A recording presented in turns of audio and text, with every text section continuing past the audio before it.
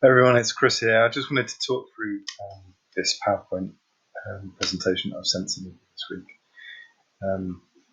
So after last week, you should have, I'm hoping, have completed and thought through your ideas for your review page. What it is your ideas are, the direction that you want to go into. Maybe you want to move towards some artists and move away from others. Possibly some of you will have come up with new ideas and maybe marginally change direction or majorly change direction. The most important thing is that you record the reasoning for this, and in essence, just think through what you're about to do. Of course, you can deviate from some of the ideas that you have. You can modify, and things can evolve. That is what an art project, and as an artist, you should be doing. If you're finding that you're really enjoying something or something's going really well, then just keep going with that side of things, and that's okay. That's fine. Some of the things that really would like you to be doing is collecting images, and I've sent you out a couple of things. I'm about to send you out another resource which Sally's come up with as well, which is fantastic. That's some of the things in terms of lighting, composition, viewpoint that you need to consider when you are collecting imagery. Now, I know that obviously some of you are going to find this difficult under the current circumstances. We can only work with what we've got. So if you're doing portraiture, you just take a load of self-portraits, or you photograph secondary images on other screens and edit those images. That's okay. Yeah, it's about making art and developing and practicing your skills.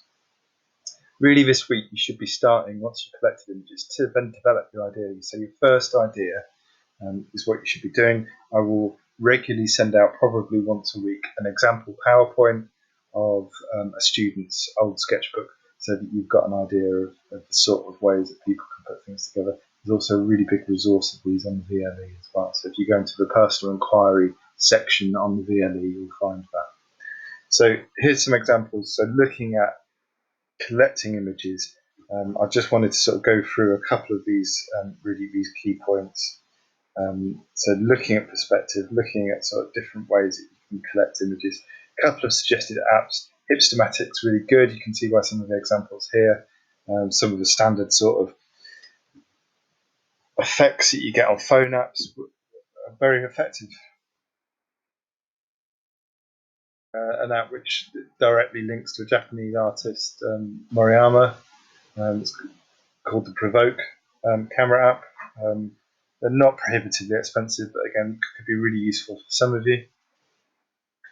Here's an example that I did. I wanted to draw your attention to it. So the image on the left is just a film that was on the telly.